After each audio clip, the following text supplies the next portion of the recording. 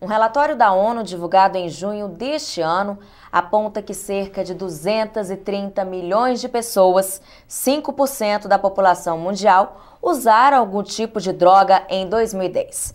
Para falar sobre o uso de entorpecentes, a situação das unidades de internação no Brasil e o Sistema Nacional de Atendimento Socioeducativo, SINASE, o Brasil Justiça desta semana recebe a juíza da Terceira Vara da Infância e da Juventude da Comarca de Curitiba, Maria Roseli Guisma.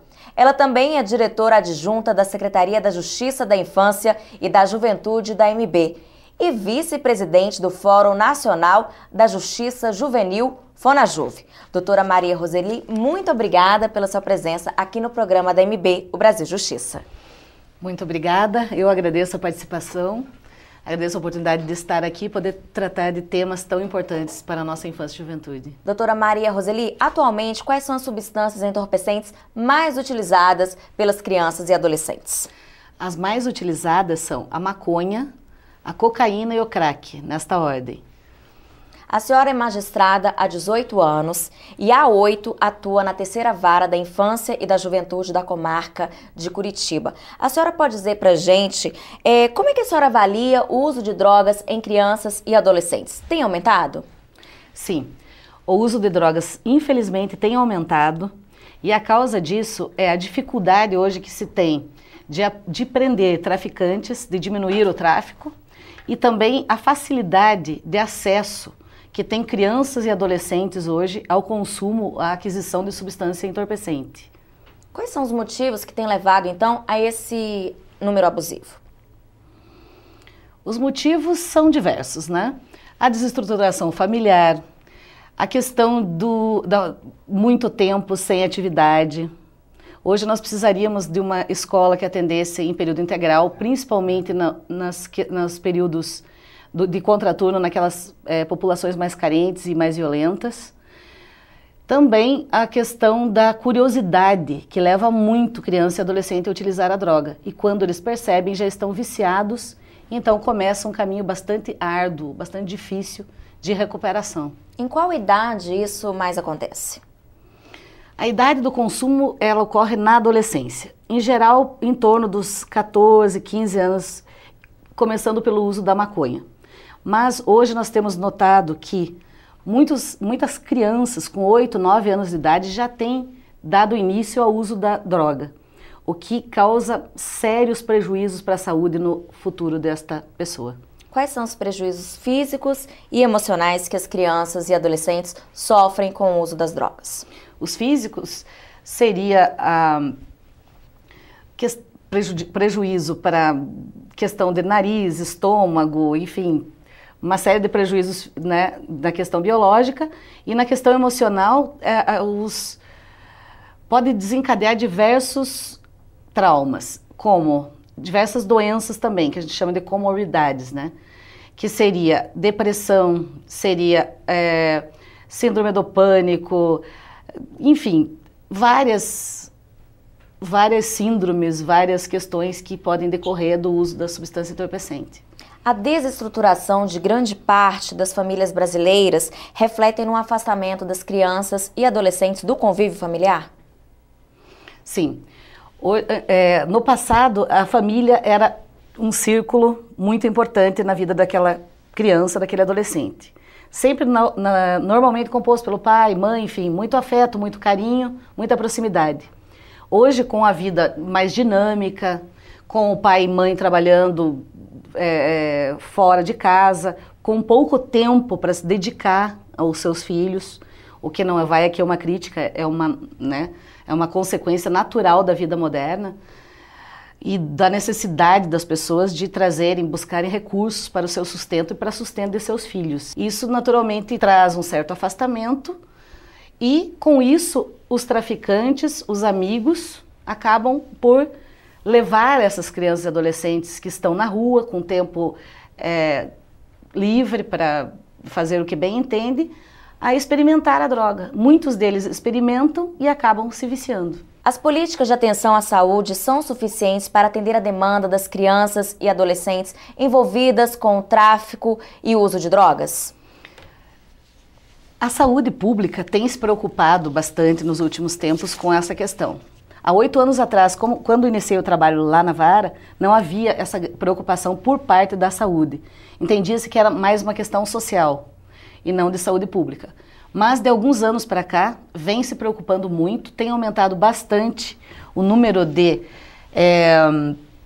centros de atendimento psicológicos, também o número de hospital-dia, que é onde o adolescente entra, a criança, no caso, o adolescente entra de manhã e sai à noite, e também as comunidades terapêuticas. Comunidades terapêuticas essas que nem sempre têm uma equipe adequada para prestar esse atendimento. Porque hoje a maioria das comunidades terapêuticas ainda trabalham, infelizmente, com essa questão religiosa. Não que a questão religiosa não deva ser trabalhada, com certeza tem que ser trabalhada. Porém, a gente não pode esquecer que tem que ter psicólogo, assistente social, terapeuta ocupacional para dar esse atendimento, esse suporte que a criança ou adolescente vão precisar nesse momento. De que forma a sociedade colabora na reinserção desses jovens na sociedade? Temos uma certa dificuldade, porque normalmente a sociedade, quando vê um usuário ou quando vê um adolescente que pratica um ato infracional, para aquisição da droga ou não, tem uma tendência a segregar, a desejar que essa pessoa seja retirada da sociedade e colocada atrás de grades e tal, enfim, não quer esse convívio. E é evidente que, como a gente acompanha as notícias, as crianças, os adolescentes hoje que não têm nenhum problema, já têm dificuldade de acesso ao mercado de trabalho.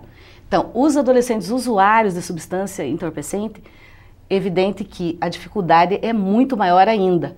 Daí porque se tem trabalhado, né, a política pública no sentido de criar mecanismos como o Projovem, como no caso do Paraná, existe também um programa que chama-se Menor Aprendiz, na qual é oportunizado a esse adolescente trabalhar em empresas de economia mista do Estado, o que acaba tirando o adolescente da rua e ele recebe por isso uma quantia em dinheiro que ele ajuda em casa, que compra roupas, enfim. É uma forma que a gente tem de inserir esse adolescente no mercado de trabalho. Agora, o artigo 243 do Estatuto da Criança e do Adolescente, ele proíbe a venda de substâncias que causem dependência física ou psíquica a crianças e adolescentes. A fiscalização, ela é eficaz? Ela coíbe a sua comercialização? No caso do álcool, mais especificamente, né, que é uma bebida hoje utilizada largamente pelos adolescentes e não poderia porque é proibido, e é proibido porque essa situação que o adolescente se encontra é de desenvolvimento físico, psicológico, intelectual, né? Ele não poderia estar fazendo uso dessas substâncias. Porém, hoje, a gente percebe, e não é difícil, em qualquer parte da sociedade, a utilização cada vez maior de álcool pelos adolescentes. E esse álcool, às vezes, é o primeiro passo. Tanto para o uso de substância entorpecente, quanto também para o desenvolvimento de depressão, por exemplo. E quais são os encaminhamentos disponíveis aos adolescentes usuários de drogas e seus familiares nas esferas municipal, estadual e federal? Sim, é preciso dizer que as 3 esferas têm responsabilidade no tratamento da drogadição, né?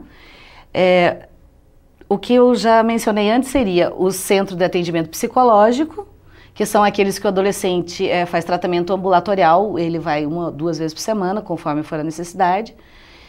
Temos os hospitais dia, que o adolescente ingressa de manhã e sai à noite. Hoje já temos alguns estados, no caso, alguns locais como Curitiba, que tem um local onde os adolescentes podem pernoitar, caso queiram e caso tenham problemas de retorno ao lar, onde eles lá terão muito acesso e muita dificuldade em resistir à oferta da substância entorpecente. Temos também as comunidades terapêuticas e, por último, os hospitais. Os hospitais, naturalmente, que são usados para desintoxicação, uma vez que não se apresentam como locais adequados para tratamento de drogadição.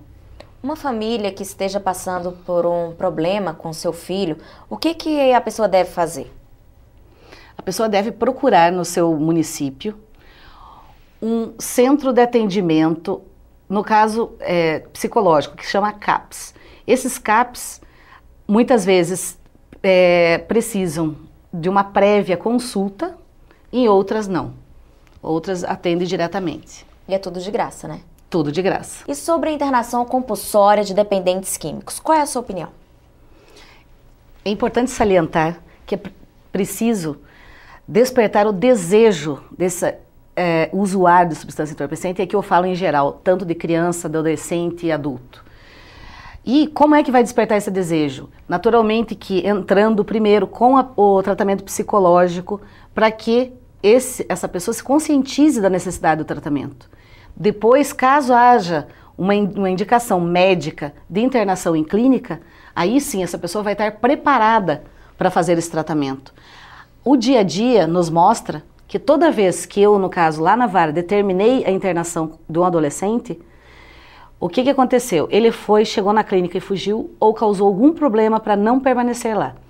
E até isso causa um trauma e atrapalha na cura desse dependente. Então, eu particularmente penso que apesar dos pais, muitas vezes, acreditarem que estão fazendo o melhor que podem pelo seu filho, ao tirá-lo de casa, amarrado e encaminharem para uma clínica, na verdade, muitas vezes estão criando um grande trauma e prejudicando ainda mais esse adolescente, apesar do desejo ser contrário. Muito obrigada. No próximo bloco, a juíza da Terceira Vara da Infância e da Juventude da Comarca de Curitiba, Maria Roseli Guisma, vai falar sobre a situação das unidades de internação no Brasil. Não sai daí, a gente volta rapidinho. Termina no dia 12 de outubro a inscrição do 6º Congresso Ibero-Americano sobre Cooperação Judicial, que será realizado entre os dias 26 e 28 de novembro na Cidade do México. 10 vagas estão disponíveis no curso promovido pela Escola Nacional da Magistratura, pela AMB e pela Rede Latino-Americana de Juízes. Os magistrados associados à AMB vão conhecer o intercâmbio de informações e experiências relativas aos trabalhos desenvolvidos na área acadêmica e de formação e ainda o aperfeiçoamento de magistrados no âmbito latino-americano. Garanta a sua vaga no site enm.org.br.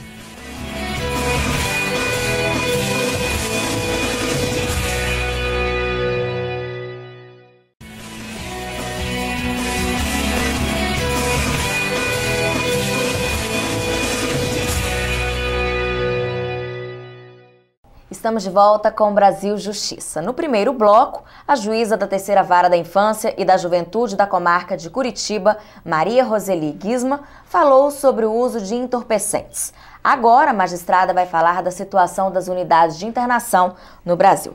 Doutora Maria Roseli, a senhora foi integrante do projeto Justiça ao Jovem, realizado pelo CNJ em 2010 e 2011. Explica pra gente qual era o objetivo desse projeto. Esse projeto do ministro César Peluso, à época presidente do Supremo Tribunal e do CNJ, e coordenado pelos juízes Daniel Isler e Reinaldo Sintra,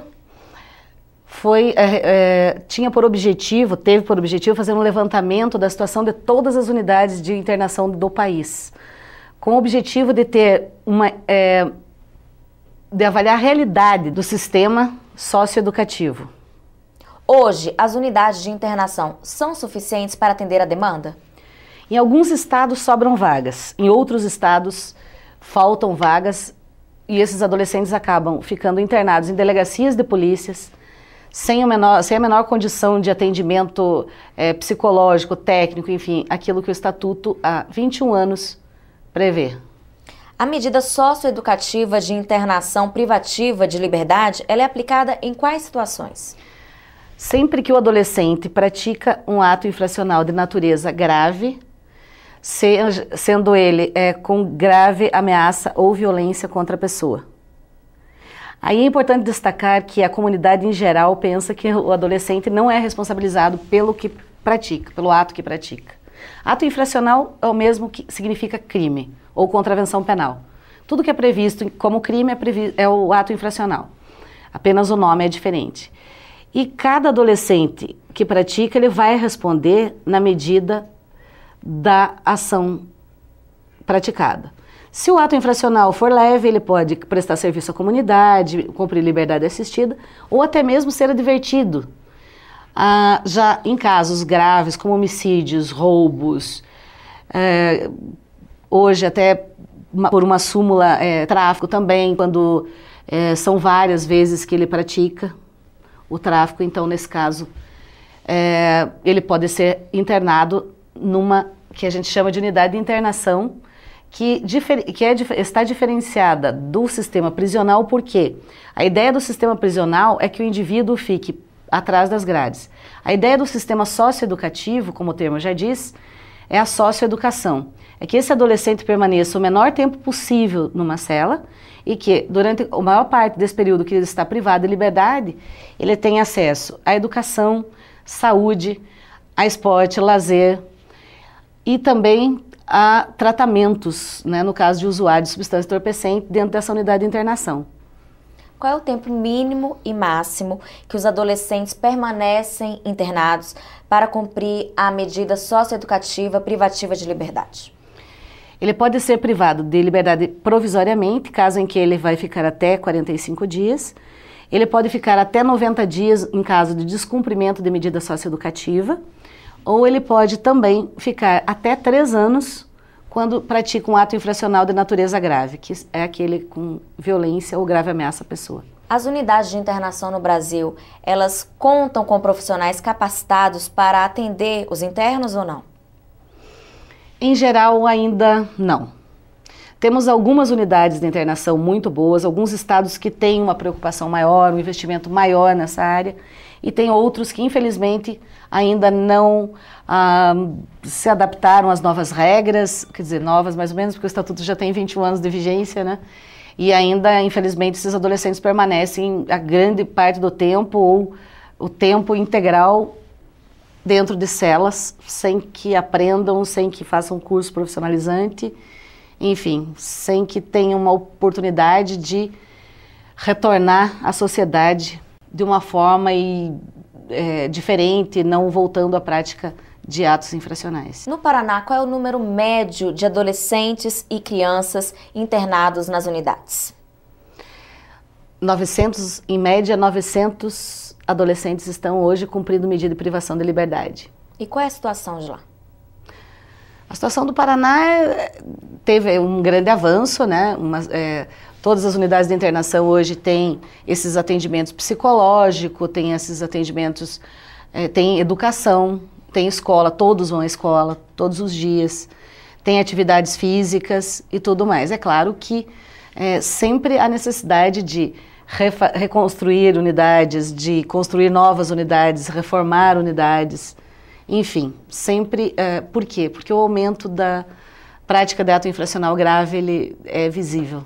Adolescentes e jovens têm direito a atividades educativas nas unidades de internação? Sim, esses adolescentes têm direito. Não só atividades de lazer, como atividade de educação, de saúde, atividades profissionalizantes, principalmente atividades, enfim, atividades que façam com que esse adolescente saia de lá com uma oportunidade de trabalho, com uma oportunidade de retornar aos estudos regularmente lá fora, de prestar vestibular, como a gente já viu alguns casos que adolescentes que estavam cumprindo medida de internação prestaram vestibular, foram aprovados e a partir de então passaram a cursar uma universidade. Todos esses direitos, infelizmente, assegurados há tantos anos, ainda não são respeitados em todos os locais. Então, não vou dizer que o país inteiro está em situação caótica, não. Algumas unidades muito boas, algumas unidades que oferecem muitas atividades, outras unidades, estrutura física ruim e atendimento ruim. Então, o atendimento que a gente fala é esse psicológico, assistencial e tal.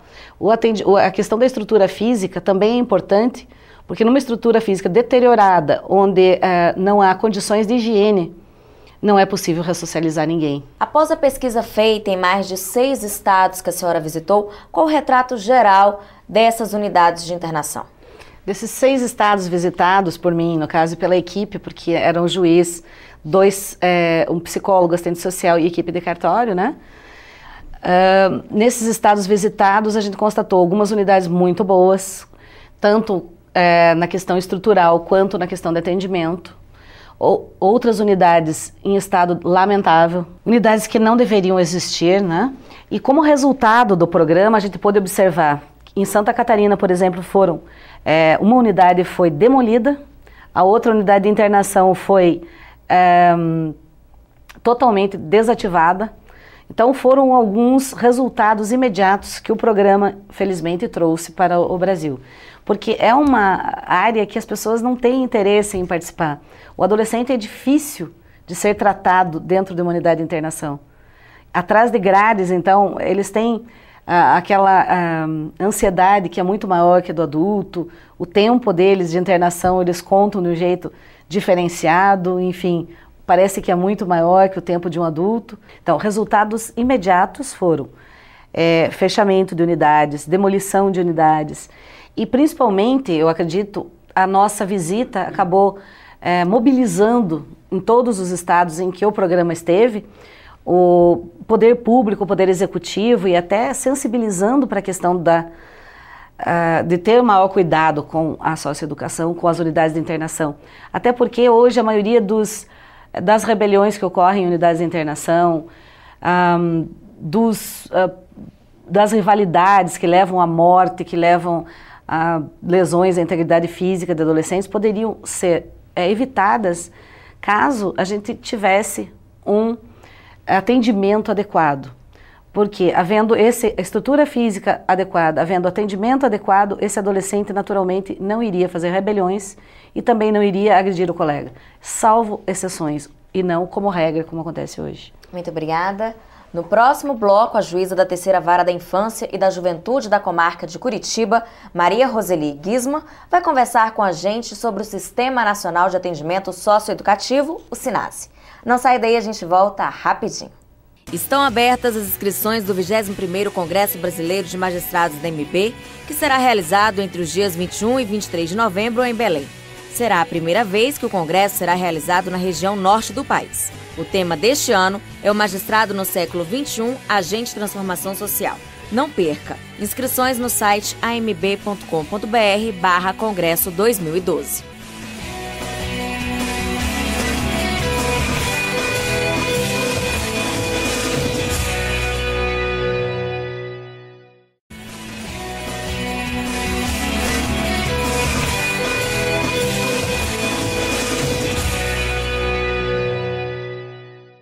Estamos de volta com o programa da MB, o Brasil Justiça. Nos 2 blocos anteriores, conversamos sobre o uso de entorpecentes e a situação das unidades de internação no Brasil. Agora, a juíza da Terceira Vara da Infância e da Juventude da Comarca de Curitiba, Maria Roseli Guisma, vai conversar com a gente sobre o Sistema Nacional de Atendimento Socioeducativo, mais conhecido como SINASE. Doutora Maria Roseli, de que forma o SINASE contribuiu na regulamentação das medidas socioeducativas? O SINASE estabelece regras para que os programas de atendimento cumpram e, em razão disso, hoje, os juízes, promotores poderão verificar se essas regras estão sendo cumpridas, ou seja, se essa lei está sendo cumprida, porque se não estiver, pode ser responsabilizado o dirigente do programa. De que forma a regulamentação do SINASE no Brasil veio favorecer o sistema socioeducativo? Pela criação de normas,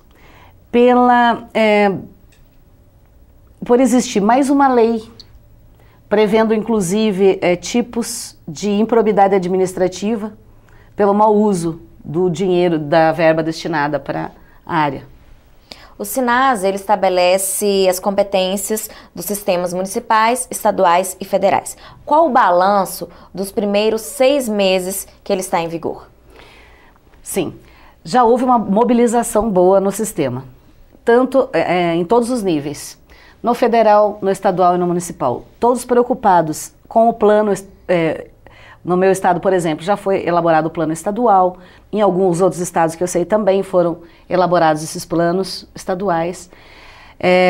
Está havendo uma união maior entre os poderes, né, no caso o executivo, o judiciário e o legislativo, principalmente o executivo e o judiciário, no caso para cumprimento da lei, com reuniões de comissões criadas para essa finalidade. De que forma os socioeducandos foram beneficiados com a implementação do SINASE?